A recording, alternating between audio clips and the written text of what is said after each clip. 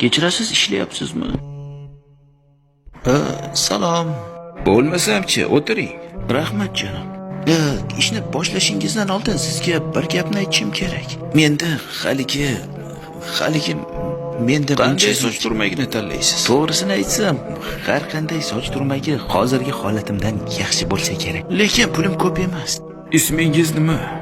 Haligi Kelvin. Menga pulingiz kerak emas, Kelvin. Qalay, yoqdimi? To'g'risini aytsam, bunday ko'rinishda ekanligimni unutib qo'yibman. Rahmat sizga. Sizga katta rahmat. Mana buni oling, menda bori shu. Kerak emas, qo'ysangizchi. Sizga ular mendan ko'ra ko'proq kerak. Nima? Rostdan olmaysizmi?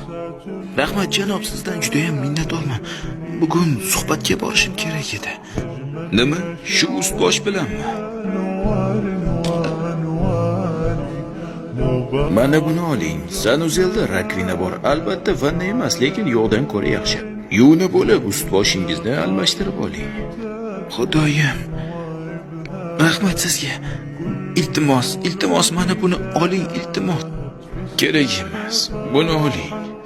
Faqatgina sizning ham imkoniyatingiz bo'lganda yaxshilikka yaxshilik bilan javob bering. Albatta shunday qilaman. Albatta, qani yura qoling. Shu lahzadan boshlab mening hayotim yaxshilana boshladi.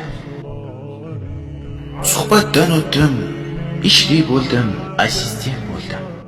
Keyinchalik ko'chmas mulk haqida barcha narsalarni o'rganib chiqdim. Keyinchalik shahardagi eng yaxshi brokerlardan biriga aylandim.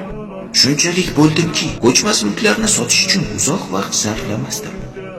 Oradan vaqtlar o'tib, haqiqiy investor bo'ldim va o'z ko'chmas mulklarimni sotib olishni boshladim.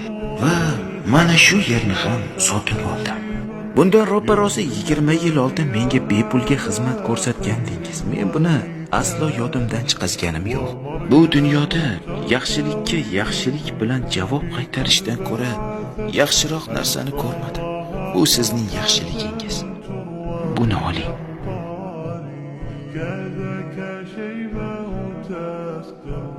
Ey Xudoyim, ko'zlarimga ishonmayman. Sizga qanday minnatdorchilik bildirsam? Yo'q, esingizdan chiqqan ko'rinadi.